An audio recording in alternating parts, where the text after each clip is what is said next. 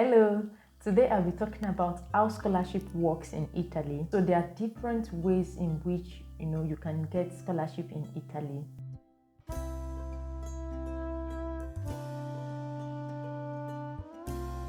Many people might be looking at the way other scholarship come, but it can be in form of fully funded, right? The like of Erasmus or other institute or university-based scholarship. So the first time I came to Italy, I actually got a fully funded scholarship, right? It paid for meals, paid for accommodation, paid for insurance, paid for my flights into Italy and back to Nigeria. So it was really fully funded, and it also came with stipends. So it can be in that form, but other forms of scholarship here in Italy includes regional scholarship. That's a big form of scholarship where people don't really know, and it is not a merit-based scholarship in that sense. Yeah, it is a needs-based scholarship, meaning that most of the time it's not even dependent on score, because it is dependent on a specific economic range of people. You present a major document that determines it is family income document, and it is even this same document that that you use to calculate the fees you are paying. So that's why you always hear that in Italy education is cheap and all. It is because two individuals in the same department might not pay the same fee. Why?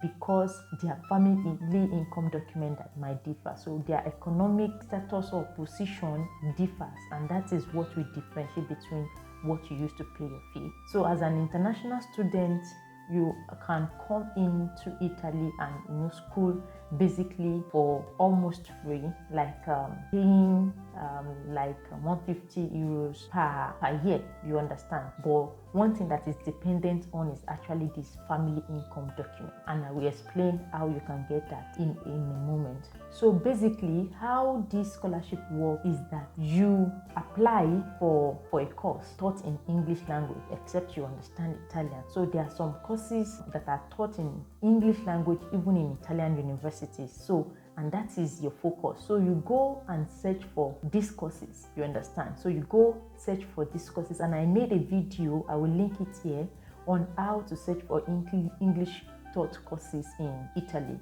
you understand. So I will link it. You can go and watch it if you have not watched it. After you go to university, you will get this English taught course. I explained how you will get it, and after that you apply. Basically you will know when these courses are opened, so you apply. After you applied, you'll be chosen. It's not even really so rigorous or difficult. You just provide them with the basic document that you need, your Europa CV, which I also have made a video on. Sometimes they need your English proficiency certificate, which you can get from your university. Nigerians are, English speaking, is an English speaking country, so you can always get that you studied your BSc in English language, so that's enough. And then your certificate, your transcript of record, and your transcript and certificate, BSc certificate, So you put all of this together, and then you apply. And after application, if they need other documents, they will communicate with you, right? So after that, after you have been admitted, they send you all necessary documents. Then you register on university for your enrollment. So pre-enrollment, and that is the document you now take to you now start to initiate your visa processing on, after you have done other legalize your document and everything, which I've also done a video on. You can watch it. After you start applying for visa, so after you have started applying for visa, I think around that August, July ending August, that's when most regional scholarship open. So the way this regional scholarship is that it is different for every region. So it is like, so let me use Nigeria as an example. Like we have, Nigeria as a whole, then we have different states, right? The federal government will have allocate funds for, they call it right to study, yeah? So it is like right to study for students. So for Oyo State, it is different. Every state has their own allocation, but when you want to apply, if you are going, even if you are from Lagos State and you are schooling in Oyo State, you apply to Oyo State's own. So that's how it is, you understand. And I told you it is need-based, so it's dependent on your economic position or status. So that being said, most of the regional scholarship in different regions, and their requirements sometimes differs. So you have to, and most of the time you even find it in the school that you apply to in the region. They will have put it there that, okay, you can access this scholarship. So you go to their page, download their requirements, and then internalize it. So but the majority, the major requirement of this regional scholarship is actually that you are already admitted in the university in that region you want to apply to, because that will be needed in applying for this. Then it will be needed in applying for the scholarship. And then the second thing that is also needed is that family income document, because they want to know your range of status. You understand? So the family income document will actually specify where you are, and then if you are eligible for the scholarship. So let me now talk about what the scholarship entails. The regional scholarship entails meals. So it can be once a day, it can be twice a day, depending on your choice, right? So the meals mostly twice per day, and then accommodation. So they give you a student accommodation through for the academic season. Also, they give you stipend.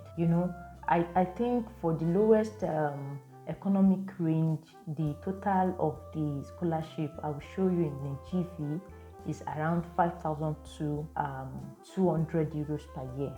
You understand? So included in this amount is actually the feeding. So they remove a particular amount of money that goes into your feeding, and then also in the accommodation they are providing you. Then afterwards, the remaining amount is now paid to you twice. So mostly the first batch is paid in December, and then another one in June or July, thereabout. So it is in two. So they divide it into two, pay you a lump sum, and then after closing to the end of the academic season around June, they pay you the second batch.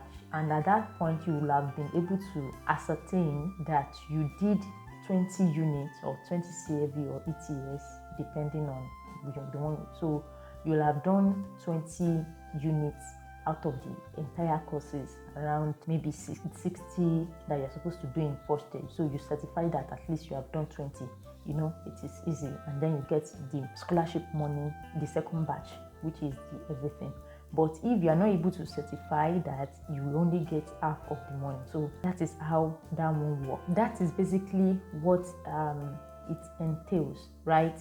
But some of the things you have to consider before you now decide, is this what you want to do, right? Is that scholarship is not used for visa purpose. So you can't use it as a visa requirement, you understand? So you have to be able to sponsor your visa. And I think in another video I'll try and explain what you need to know, sponsor yourself. But basically, you have to be able to provide your proof of fund, which is like 6,000 euros per year. That is the requirement. So you have to be able to show that you have this money, and okay, you can sponsor yourself in that sense. It is you, when you now get here to Italy, that you now you are able to apply for this scholarship.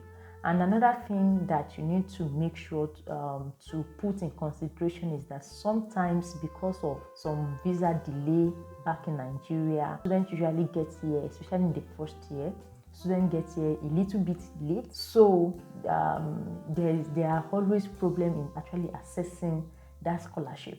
You understand? So sometimes it is late before they come, so they're not able to get it, or they're able to get it and not in full or something like that. So you have to be able to at least ascertain that, okay, you'll be fine for the first year that you come, even if you don't get that scholarship.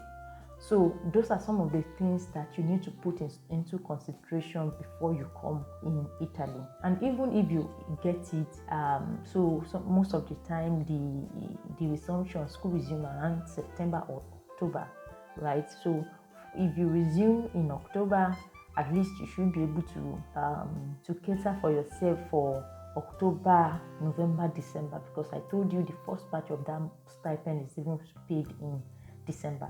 So these are some of the things you have to put into consideration if you want to follow this particular route, you understand? So that is basically what you need to know.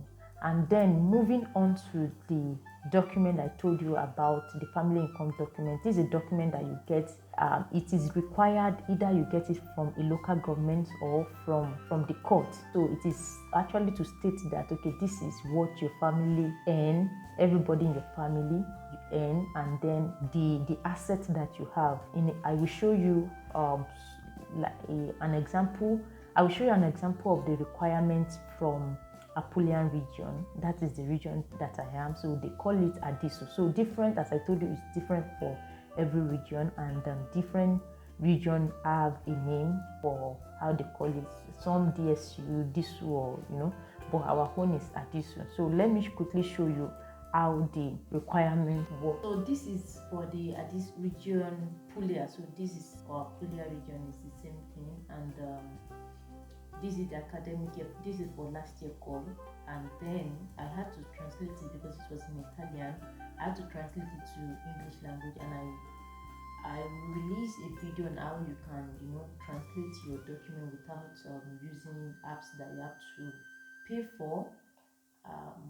I will link it here as well so that it helps you to understand better. So if I move to the international region, like where the instruction for international students, the requirement for them. So paragraph 8, students not resident in Italy, their income and assets, and it states that students whose family do not reside in Italian territory, holders of income and assets produced outside the same Italian territory in compliance with the discipline. Now, A, immovable property is considered only if manufactured on the basis of conventional even value. And movable asset expressed in, so every asset you have in the family must be expressed in local currency and then will later be converted into euros.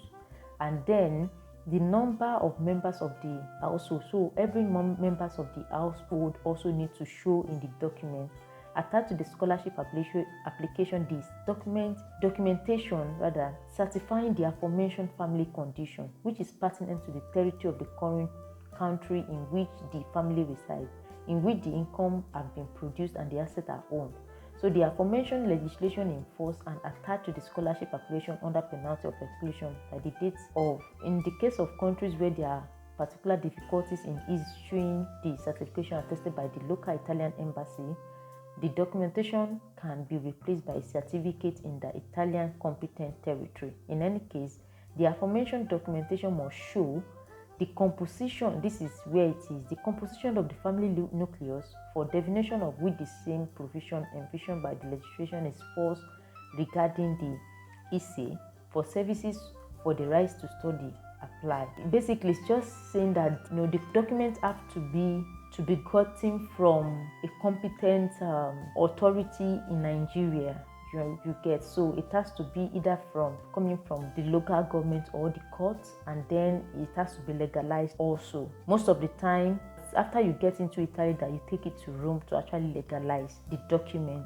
before you now use it to apply for ISE parificato, that you use to actually know the amount of school fees you pay and also to now apply for this scholarship. So basically, this is how you can know the requirement of the region you are interested in, or the region that you saw the courses that you are interested in, and majorly with the one you have to pay attention to and how it is also written is this paragraph 8, or wherever it is, just mentioning students not resident in Italy, like international student part. So yes, this will bring me to the end of this video about how scholarship works in Italy. But if you have any specific question, please let me know, and I will make sure to attend to them all in the comment section. So like, share with your friends, please.